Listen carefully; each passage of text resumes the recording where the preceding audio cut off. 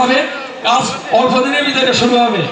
আরো একটা জানেন, টিয়ারের গোলামাঙ্গার বাদ সুইচ গেট দুটো থেকে দক্ষিণ দিক যাবে টিয়ারের বাদে একটা পিচ রাস্তা। অল্প দিনে এমপি উনি অনেক কিছু জানান দিয়েছেন আমাদের।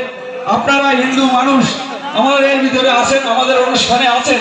সামনে এই যে মন্দিরটা দেখছেন, বিদ্যুতের আমলে মোস্তফা লুৎফুল্লাহকে ধরেছিল, ওনারা নিয়ে আমরা আমাদের মায়েরা মানত করেছিল কালী পূজা দেব।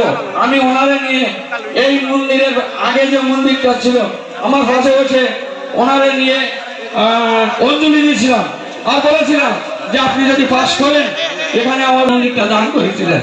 এটা অনেকে আপনারা জানেন, অনেকে জানেন না।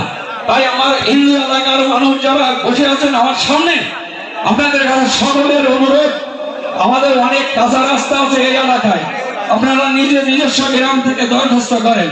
অনেক মন্দির আছে, আপনারা নিজেদের এলাকায় যে সেই মন্দিরগুলোর নামে দরখাস্ত করেন।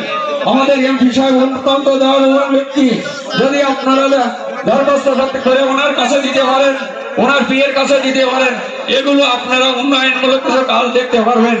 আগামী দিনের ভবিষ্যৎ সবাই মিলে আমরা একসঙ্গে কাঁধে কাঁধ দিয়ে